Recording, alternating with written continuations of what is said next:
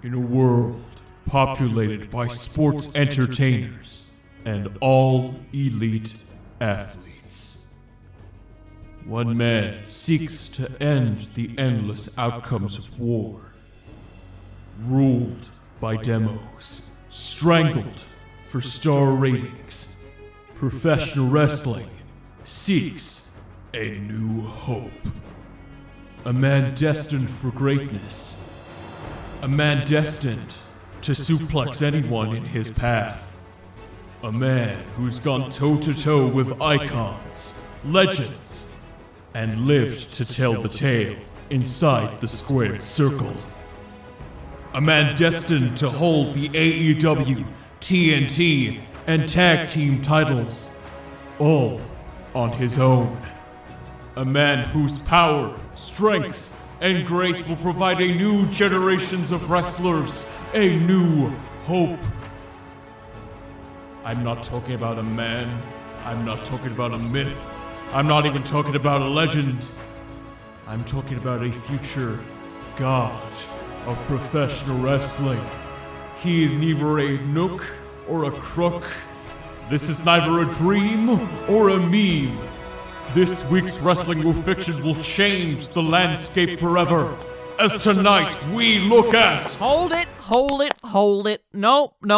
We can't keep doing this, okay? There ain't no way in hell that random new number 20-something-year-old is gonna be doing better than a Prime Goldberg, let's be honest here. You can't tell me that guy sitting next to Tam! Oh, but it can. 'Cause tonight, we don't book a nobody, we don't book the past, we book the future! 'Cause tonight, Wrestling with Fiction goes beyond the galaxy, the stars, and all that the world can see! 'Cause tonight, Connor Cooper of Wrestling with Fiction does the impossible, he books the unfathomable, he books the man, the myth, the legend!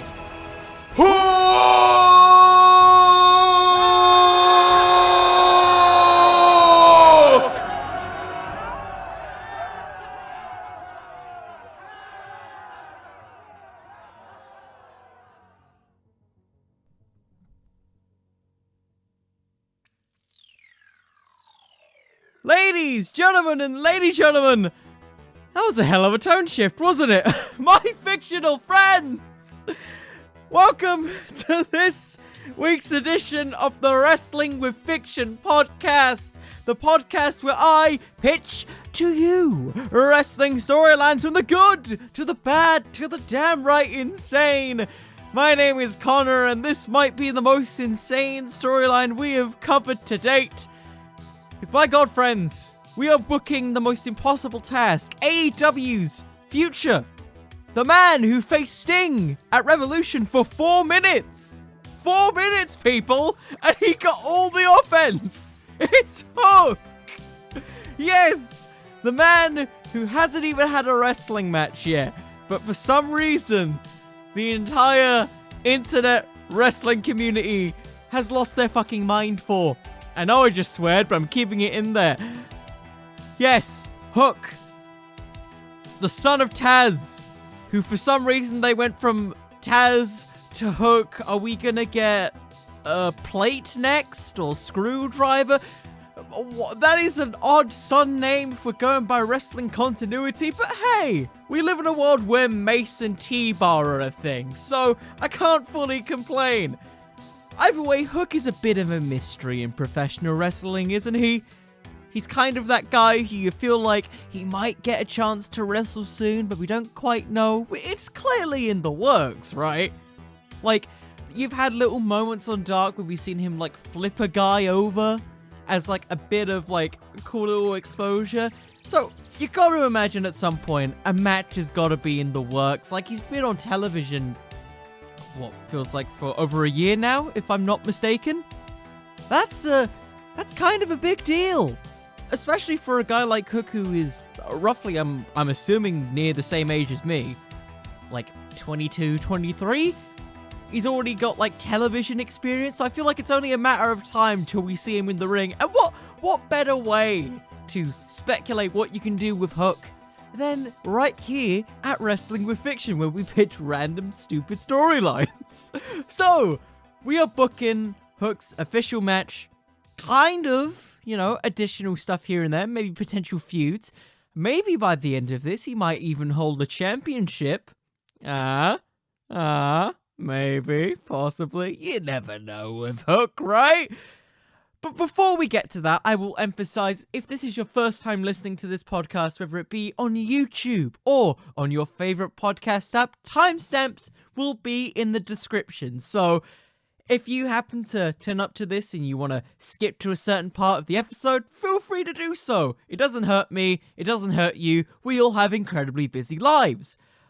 With that in mind, if this is your second, third, or fourth, and you happen to really be enjoying the content of this podcast, please consider to subscribe or like the video or whatever you're doing.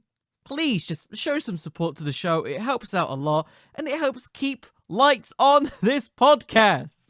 So with all of those pieces of plugging out of the way, let's get into this, and let's talk about Hook's history in AEW in about 4 minutes. What are we doing?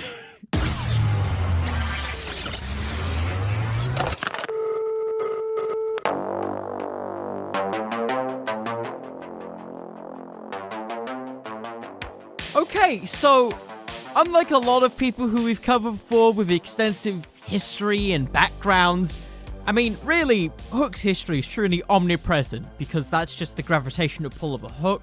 Hook, line, and sinker, it drags you in. So let me give you the brief story of Hook in AEW here.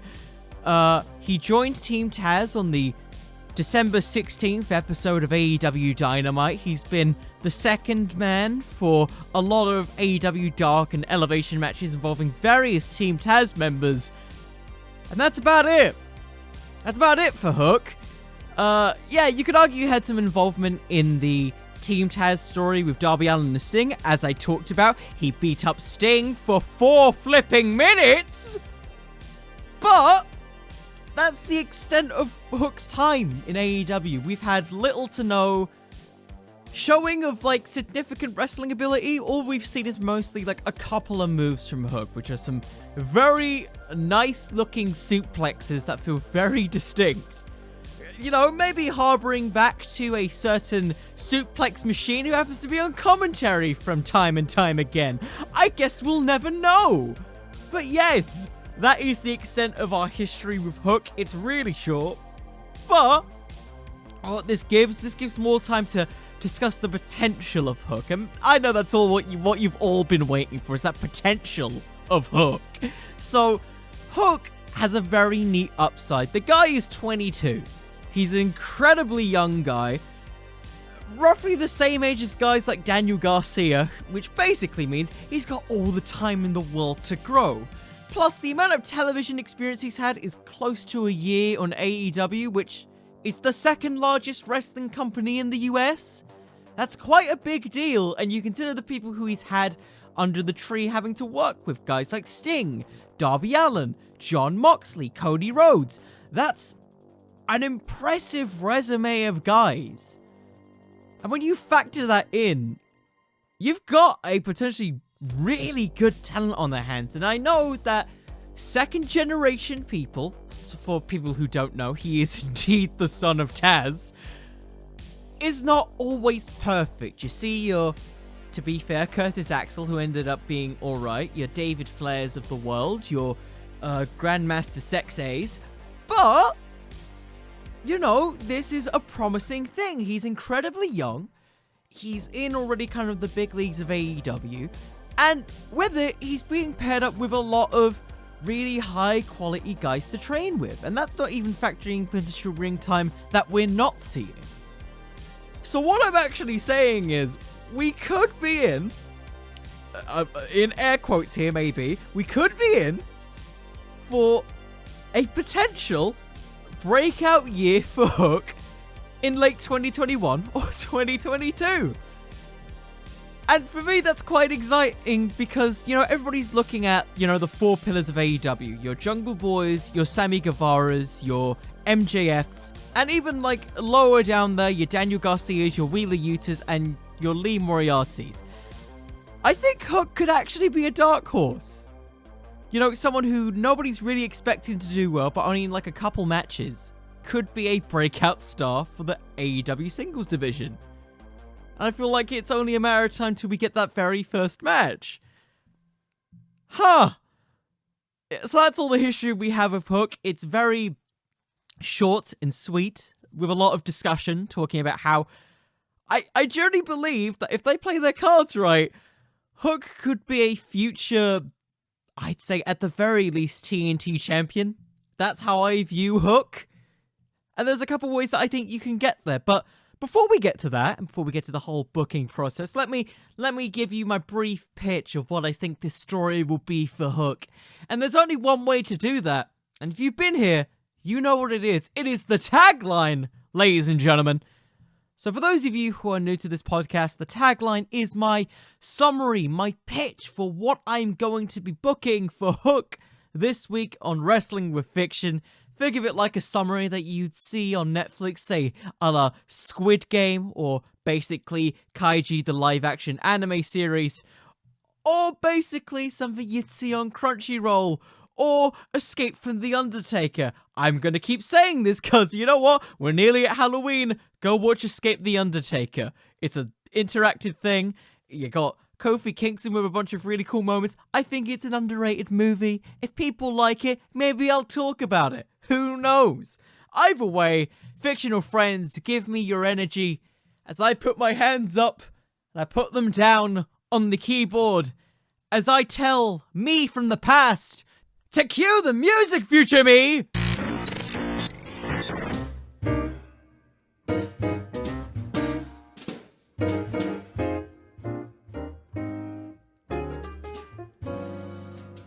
Right, so Hook has quite a difficult choice of trying to pick what character arc he's going to go through, because at the core, Hook hasn't really had any decisions to begin with. You look at his whole time in the Nightmare Family, which was about 10 minutes, to his time in Team Taz. He doesn't really get any points to shine. He's kind of the lackey of the group. Even though he has the extra context of being Taz's son, he's kind of there just to, beat up some people. I don't think I've ever seen Hook get beat up before in AEW. So, when that's your baseline, there's a lot of room to add depth to the character of Hook, and try and talk about what is the appeal of Hook to begin with.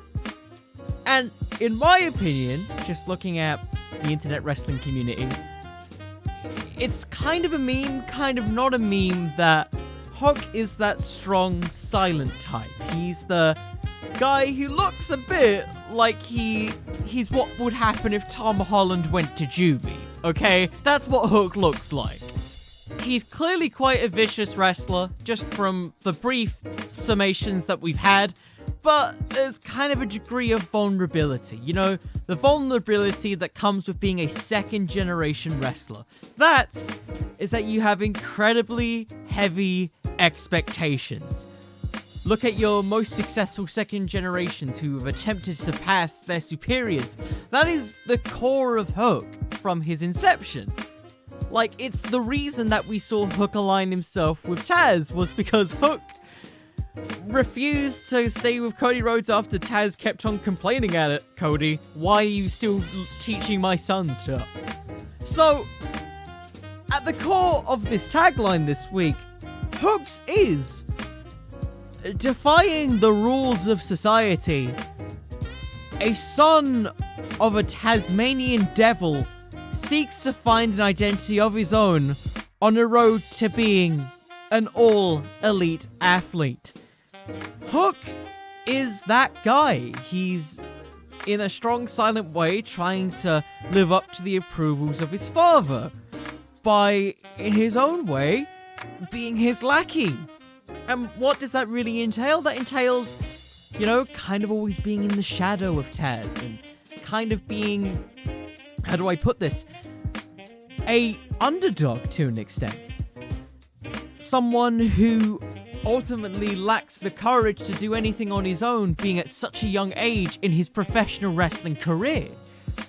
So when I want you to think about the storyline of Hook here, I want you to think about his relationship with Team Taz, his mindset having gone to one faction to another without his own decision making here, and how that could lead to an eventual turn perhaps, or maybe even just staying where he is.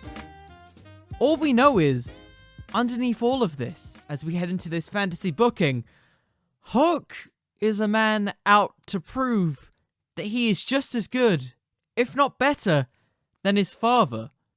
So let's find out, ladies and gentlemen, in this fantasy booking, if he can surpass the human suplex machine.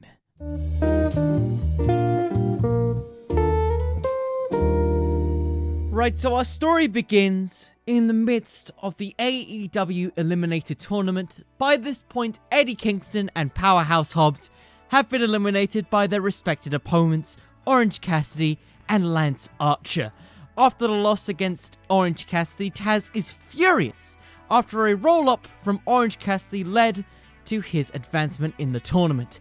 Taz leaves the commentary desk demanding that the referee reverses the decision. Of course, it doesn't happen, so Powerhouse Hobbs and the rest of Team Taz attempt to assault Orange Cassidy. All whilst this is happening, Eddie Kingston and Jon Moxley come in, break the ring as Team Taz is slowly taken out little by little, leading to a cheeky Orange Cassidy and Jon Moxley stare down, and an attempted hurricane by Eddie Kingston onto Powerhouse Hobbs that is stopped by Hook. It is blocked by Hook as they both exit the ring relatively unharmed. Eddie Kingston looks on in surprise with a little cheeky grin on his face as we move on to next week. During this period, Taz is once again furious that Team Taz is nowhere in the Championship Eliminator Tournament. He grabs the microphone and says, "I am sick of this. Hook, Hobbs, Stark, I am sick of this. I am sick of this company allowing these punks to rule the asylum." Listen closely, because those cronies in the production truck may shut off our mics again. Lately, the FTW lifestyle has been on hold as of recent because of internal issues. But thankfully, AEW has finally, and I mean finally, listened to us.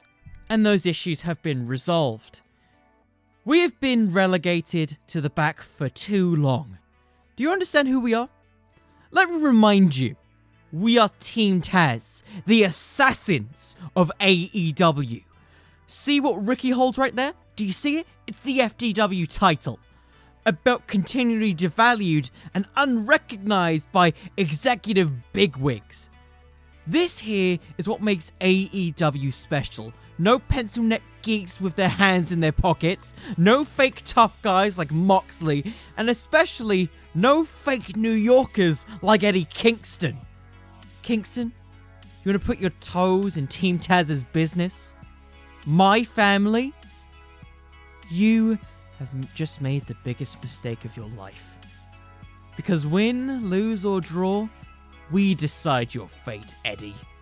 Survive if I... And Eddie Kingston's music immediately plays. He grabs the microphone immediately and says, "Whoa, whoa, whoa, Taz. You got a problem with me? Look, everything I did was in self-defense. You waltzed on in and attacked one of my close friends. And if it wasn't, sometimes I just like to fight." "You know, you've gone soft, Eddie," Taz simply responds. "When you came into this company, you ran roughshod all over this place. You were a prime candidate for the FTW mindset. But somewhere along the way, you became no better than these people. A crying, whiny, emotional human being who doesn't understand a damn thing about this business. I don't understand a damn thing. Eddie simply responds back, I don't know a damn thing. That's real funny, because you see, I recently was kicked out of that little AEW Eliminator tournament, and I'm feeling a little sluggish. How about one of your little FTW wannabes faces me next week? Eddie walks into the ring. Taz simply responds by saying, oh, that's great, Eddie. That's real great. You're calling all the shots again? You don't run this show, Eddie. You want to face Hobbs after last week? Go right ahead. I dare you. Watch as Hobbs destroys you. And Eddie walks into the ring, and he blissfully ignores Taz and Will Hobbs, and he glances over to Hook standing behind them, not really, batting an eye at the situation and staying cool, calm, and collected. You got a real team of assassins, huh, Taz? Let's see if it runs in the family. Hook, without saying anything, wanders towards Eddie Kingston and grins. Taz gets between the two, and Eddie walks away. Taz quietly looks over to Hook, and we close the segment there. And it's advertised immediately next week that we are going to be having Hook's debut match against Eddie Kingston. Now, some of you long-time Wrestling with Fiction fans may know that I have actually attempted to book a similar idea back in the Eddie Kingston episode, because I still kind of think that Eddie Kingston's the perfect opponent for Hook. He is a well-traveled veteran, a New Yorker, a guy who's great at promos. I feel like he'd be a great fit for Hook to face. He's also quite an imposing, height and physique difference. There'll be a great clash of styles. I think it would ultimately be a really good test for Hook. And with the way that Eddie Kingston's been working with guys like Dante Martin, for example, on AEW Dark Elevation, and all the other younger talent there, I think he'd be a great, first opponent for Hook. Maybe not necessarily to win, but, to get a good performance in. But we'll find out as the rest of this booking goes forward. We get the rest of this week to get some backstage segments between Hook and Taz on Rampage, building up to Dynamite, and Taz is outraged that Tony Khan is putting his son in this position. And essentially, in his mind, forcing him in a match against Eddie Kingston, who's ready to essentially kick his ass. This is not a favorable position. Besides, he knows that Hook is probably going into a trap here. Hook, in this situation, as Taz is trying to warn him about all of these things, saying to remember what he taught him, simply grins and walks away once again. Because you know what Hook has always done a lot? He's loved to have a little bit of a scrap here and there. And he's been put over a little bit on commentaries being a guy who went to juvie, grew up on the tough streets of New York. This is right up Hook's alley. So, we eventually get the Hook versus Eddie Kingston match, as Hook is accompanied by the rest of Team Taz. Eddie Kingston comes out alone, and immediately at the opening bell, slaps Eddie Kingston in the face, saying that he means business. Though Eddie Kingston immediately hits him with a DDT. And the story of this match basically begins with Hook gaining some momentum and offense over Eddie Kingston, showcasing some of his throws, showcasing his strikes, thanks to the aid and help of Team Taz. However, this is quickly thwarted by Jon Moxley coming in mid-match and getting rid of the outside interference. So, the match continues, Eddie Kingston taking in a lot more offense than before, doing what is necessary to put down the young, debuting star that is Hook. But, in this surprising turn of events, Hook just doesn't stay down. In fact, we get a very quick and surprising comeback from Hook, suplexing Eddie Kingston, who is significantly larger, doing a series of throws, and in a surprise that maybe took a lot of people into suspense here, he throws Eddie Kingston to the floor like his old judo throws that we've seen on AEW Dark, and locks in the Taz mission.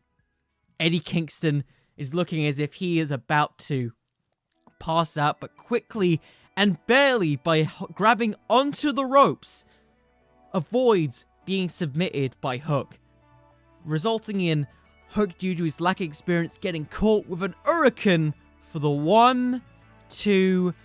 Hook's foot hits the bottom rope! What?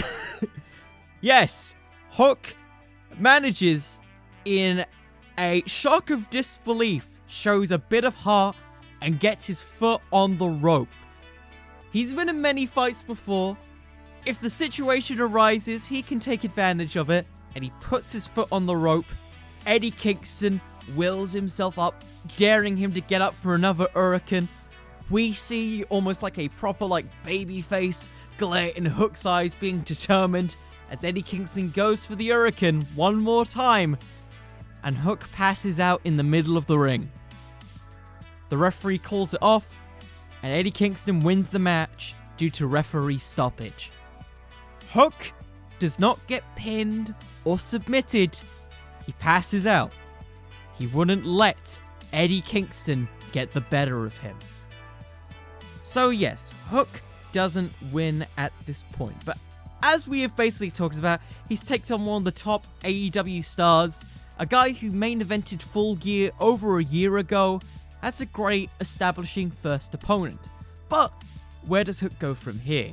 Well, Hook gets a lot more matches on AEW Dark Elevation and Dark, noticeably kind of going alone for a bit.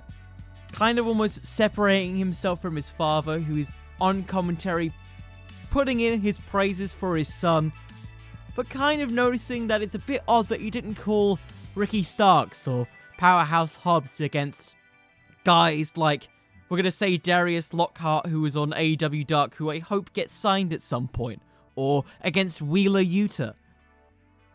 And it kind of surprises Taz, you know, knowing his son as well as he does, even though he's kind of the strong, silent type.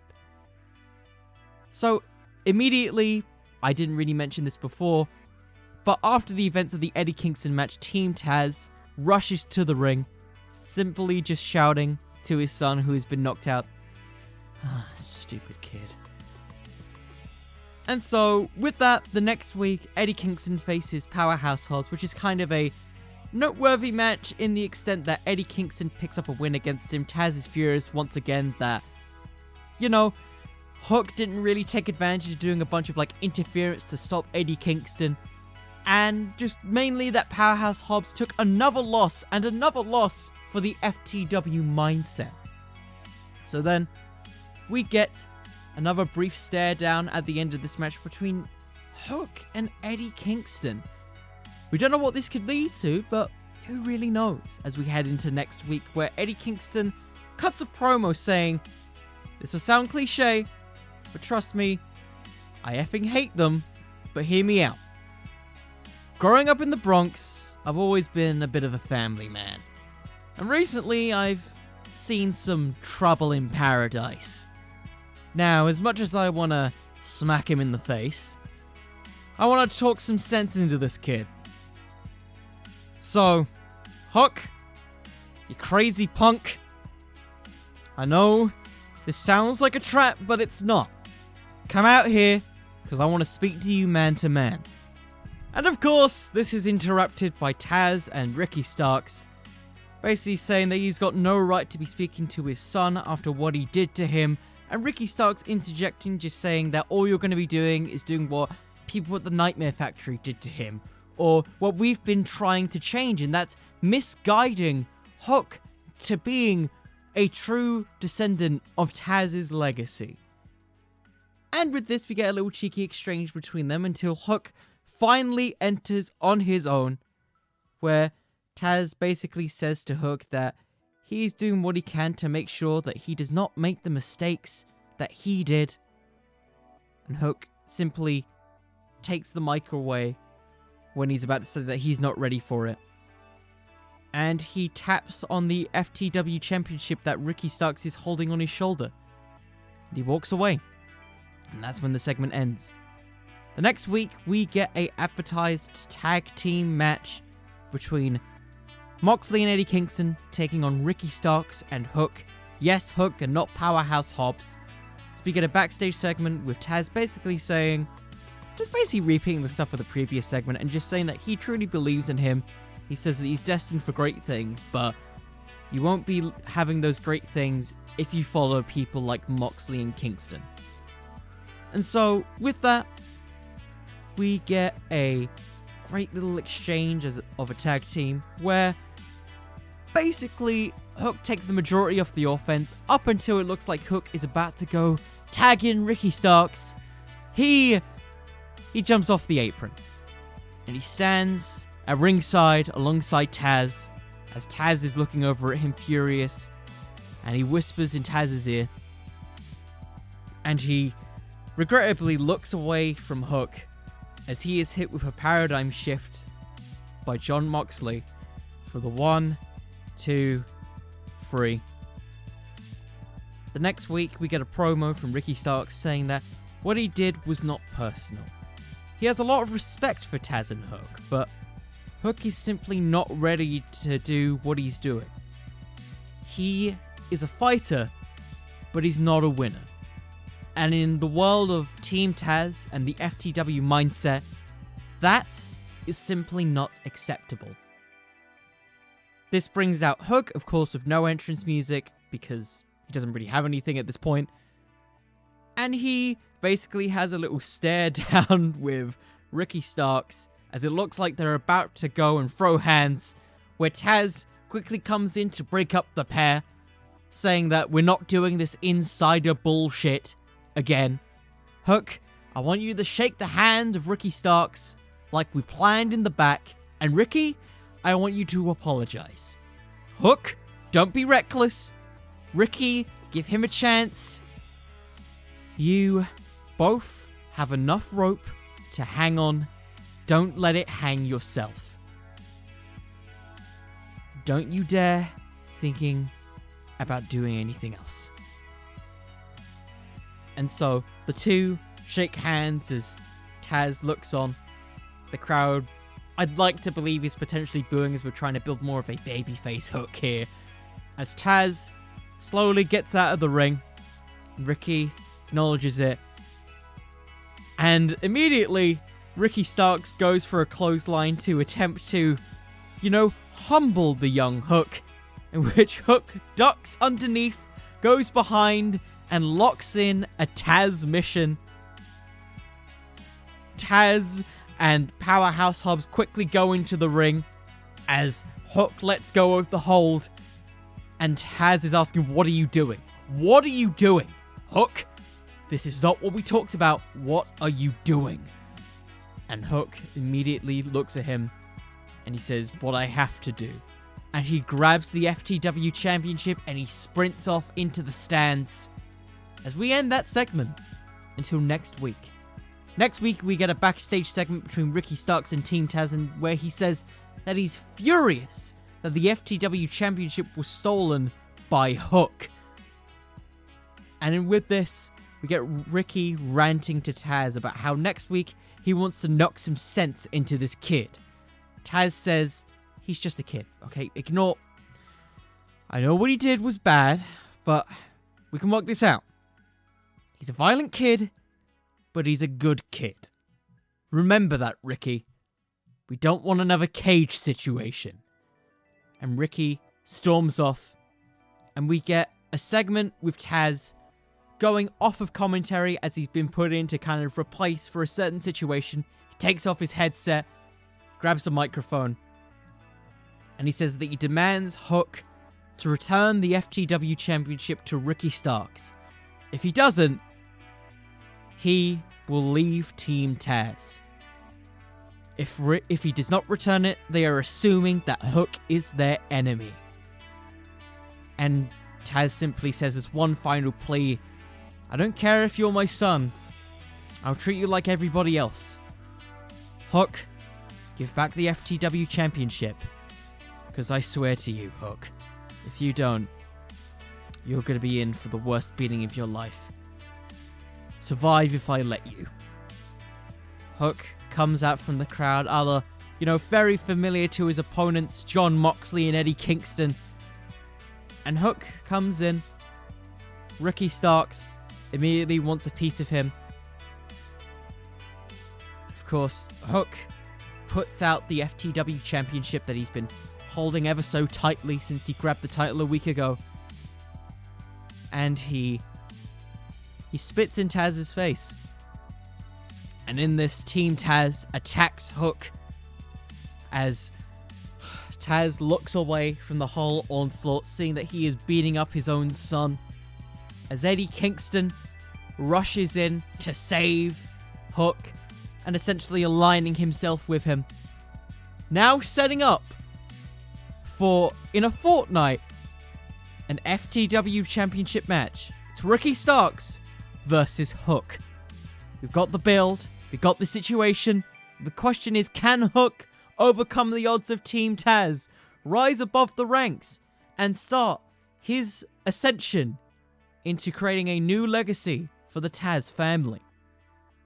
And so it is a no-holds-barred contest. And some of you might be wondering, where are we going to go with this? Is Hook actually going to win the FTW Championship here? Are we going to strap the belt onto Hook? And for lack of a better term, you're damn right we are.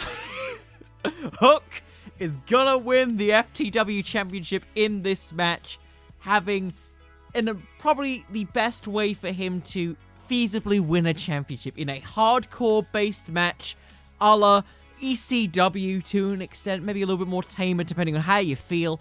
Kendo stick shots, trash bags, trash cans, whatever you want to call it. It sounds wrong saying it because I'm British. All of that fun stuff. Powerhouse Hobbs tries to come in and interfere in this contest as Taz regrettably orders Hobbs to do so, as Eddie Kingston comes in, saving his newly found apprentice, so to speak. I like to think in my kayfabe terms that Eddie Kingston has taken Hook under his wing, as Hook locks in the Taz mission, kendo stick in hand, choking out Ricky Starks. And your new FTW champion is Hook. Hook is now the FTW champion. He's now officially left Team Taz. The question is now, where does Hook go from here?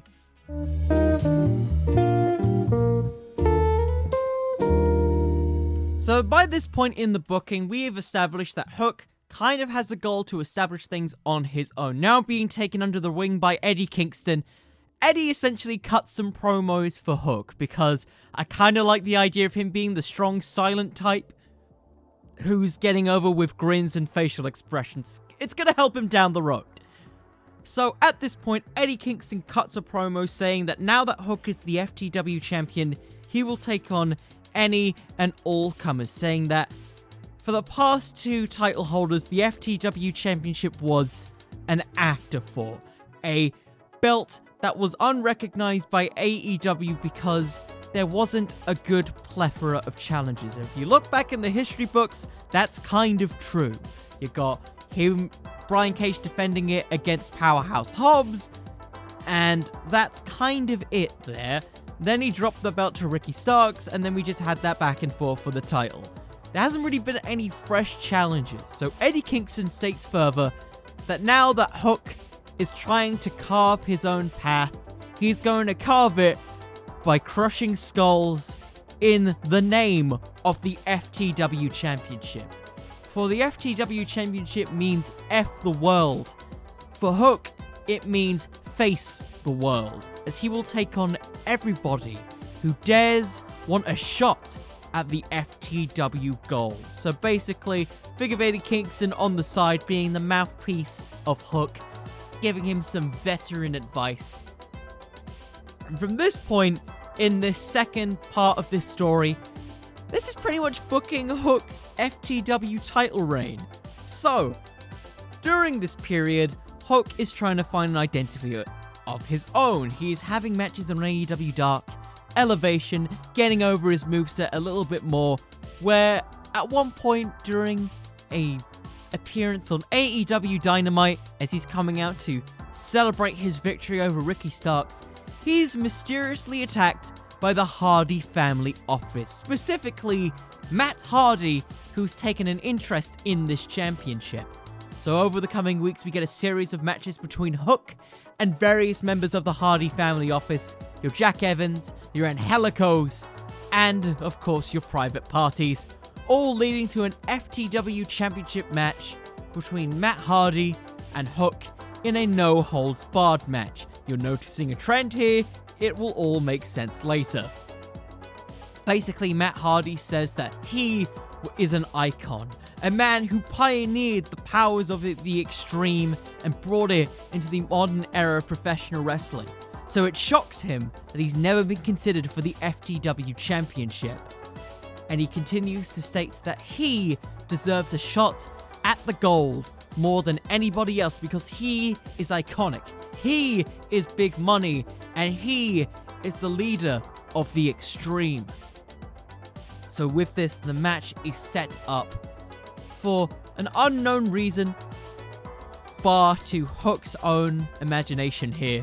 We see Hook take on Matt Hardy in an Extreme Rules match, or your no-holds-barred contest, where we get to see all the classic Matt Hardy spots like the leg drop through a table, Hook defending himself with chains and kendo sticks. I'm thinking particularly chains, because that kind of seems like a very Hook thing, using anything at his disposal, where he fights off members of the Hardy family office, particularly Private Party, hitting them with kendo sticks out of midair, and finally locking in a throw right into the Taz mission, submitting Matt Hardy, retaining the FTW title, where it's revealed at the end of it, according to Taz as he slips up on commentary, that he had hired Matt Hardy with some money, because he's big money Matt, to go after the FTW championship and give it back to Team Taz.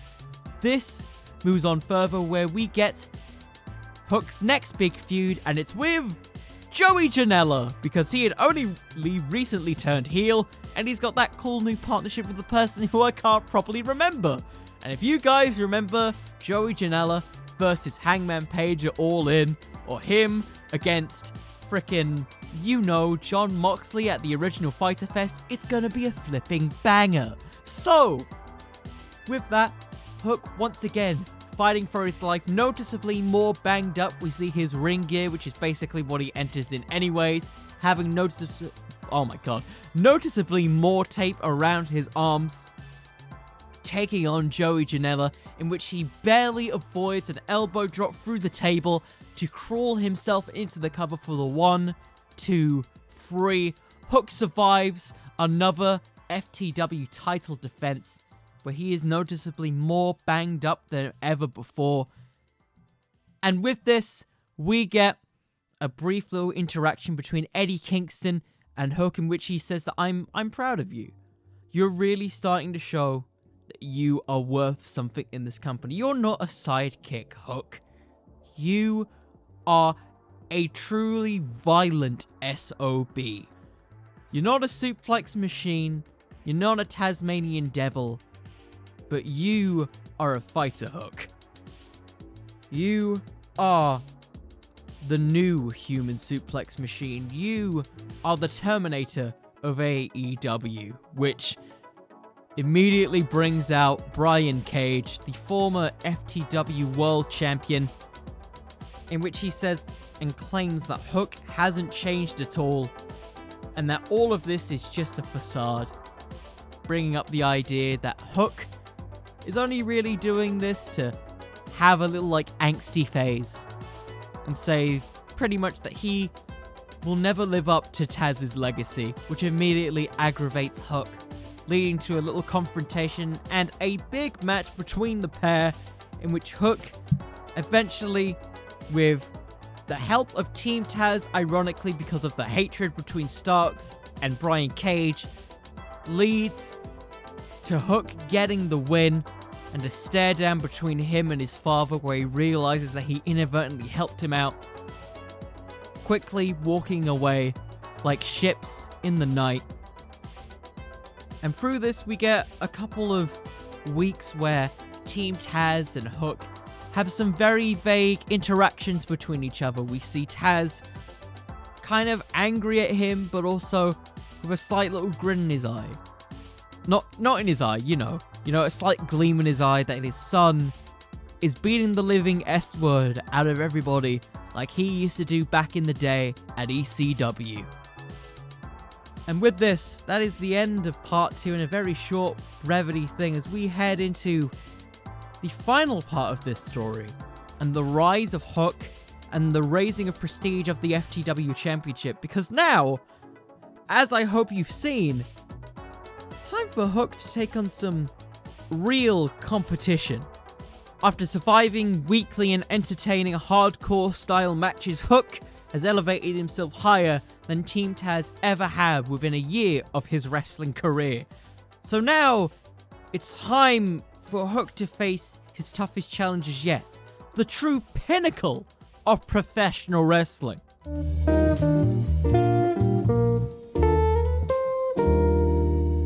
So heading into part 3 of this story, Hook is currently walking through the back where he immediately, as he's being interviewed, is interrupted by a Maxwell Jacob Friedman, who immediately gets in his face, just saying, get out of the way. Why is this extra here? I'm sorry. Who let the extra in here? I'm sorry. Did you come out the wrong locker room? You know, I saw a local bingo hall around that you should probably be at. Well, why are you in my shop? Why are you in my shop, Hook? And so at this point, he brings up, you know, all the history with Team Taz, how he's ultimately just a Taz light, and that all he's doing is just being a bootleg version of his father, a failure in the eyes of professional wrestlers alike.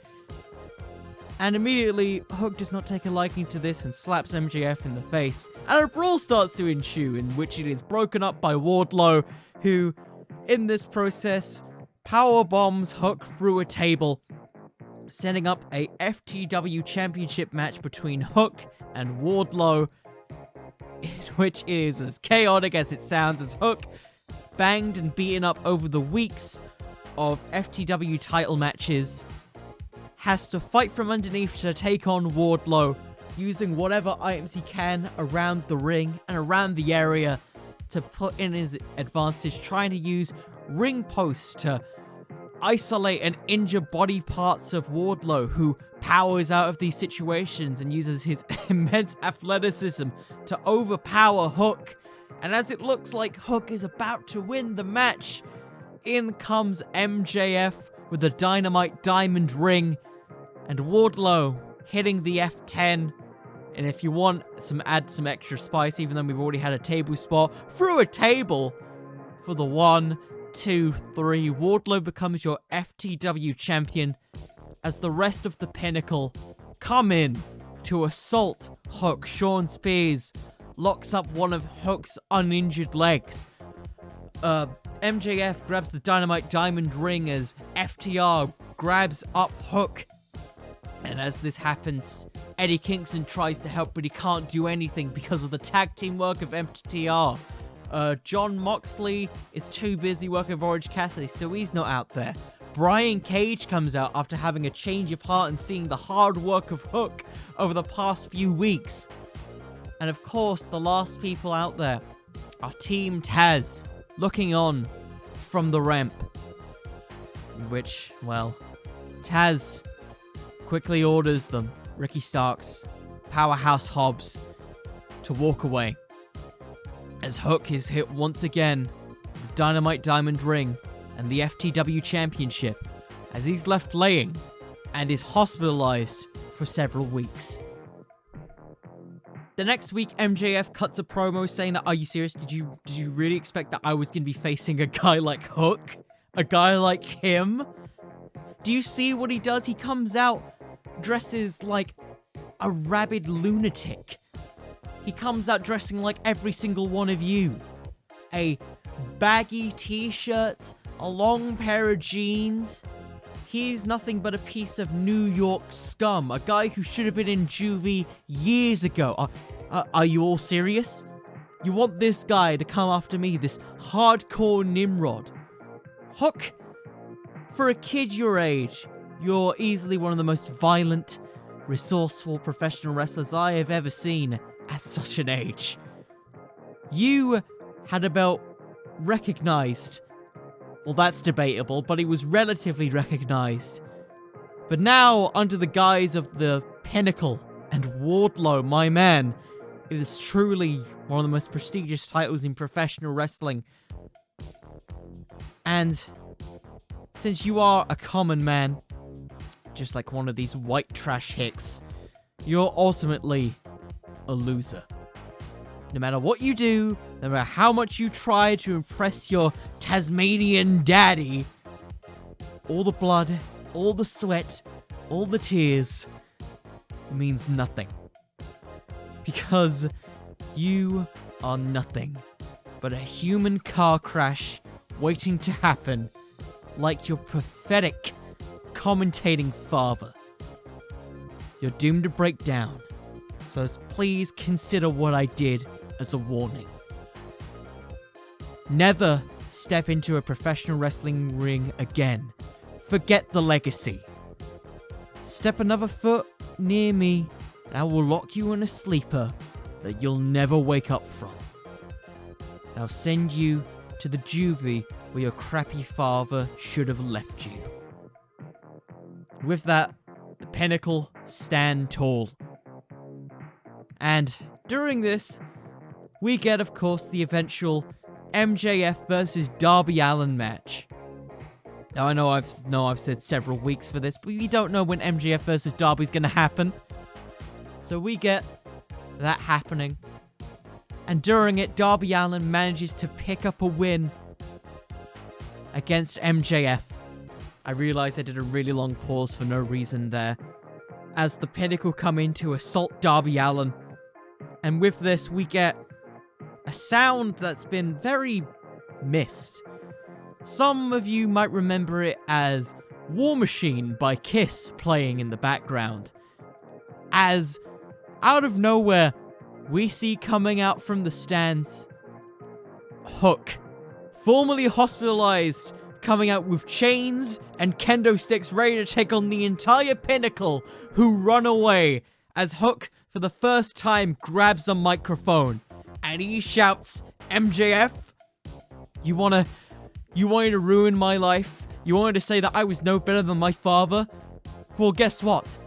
At least I had some love from my father, okay? I didn't have my father come in from Arthur Ashe to boo me and hate me and despise me. I value my father, and no matter how he feels about me, I will always keep fighting. So I want to put out a challenge to you, MJF. 5-on-5. Pinnacle versus me and partners of my choosing. If I win, I get the FTW championship back. I bring back the FTW mindset, and I face the entire world. MJF, face me in 3 weeks and survive if I let you. And with that, we get a build to a very special stadium show. And the build to this is very much Hook in a almost Survivor Series fashion, trying to get as many people on his side as possible. He easily recruits Eddie Kingston, a guy who's been on his side for weeks and months up to this point, kind of taking him under his wing, knowing that he's about to go into hell and he's going to join him. Brian Cage, a former member of Team Taz and a guy who only recently got some new respect for Hook. And with this, we see him finally confront his father Taz. And he gives him a nod, and he puts his hand out, and Taz, in the build-up to it, doesn't really accept, as Ricky Starks and Powerhouse Hobbs follow him. As we get to the final match, the 5-on-5 no holds barred match, that is the Pinnacle versus whatever Team Hook ends up being. Pinnacle come out, cocky as ever, knowing that they believe that there's no way that Hook is gonna get people to join him. He has no friends in AEW. He's just some punk kid who stole a championship. So Hook comes out to, of course, War Machine once again. Weapons in hand, looking like a walking weapon. Brian Cage comes out. Eddie Kingston comes out. They're ready. And as this happens, and it looks like the match is about to start, we hear the sounds of "Yo, kid, FTW. Bring it on."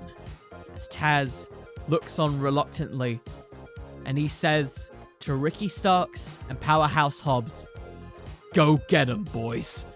As Powerhouse Hobbs and Ricky Starks storm the ring, it is a FTW face turn as we get straight into the match. It's chaos and carnage all over the place as Team Taz starts to work together, and we get a very cool, I think, father and son spot between Taz and Hook, where Taz comes in for a brief period and suplexes MJF to allow Hook to lock in a Taz mission that is broken up by Wardlow. And then we get the rest of Team Taz helping out. We get Town Business from Powerhouse Hobbs. We get the Rochambeau and Spear from Ricky Starks, leading into the Taz mission with the chain, allowing Team Taz and Eddie Kingston to pick up the win, cementing, a kind of reunion for Team Taz now that they've seen the way, with Brian Cage included, Eddie Kingston patting Hook on the back, and we get a spot of Hook hugging it out with Taz in the middle of the ring to War Machine in a very cool ending segment.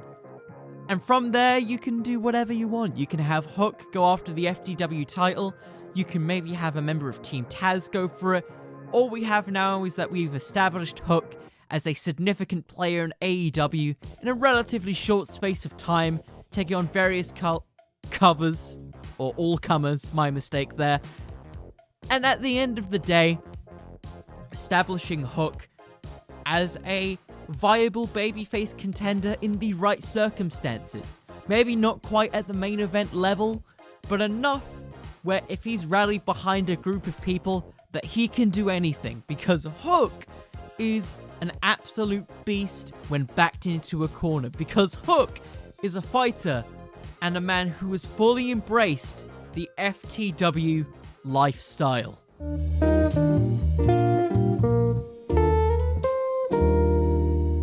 And so that brings us to the end of this week's Wrestling with Fiction, and by God, Hook becoming the FTW champion, truly an emotional moment, hopefully. I don't know. What do you guys think? Do you think it was good? Do you think it was bad? I personally enjoyed it.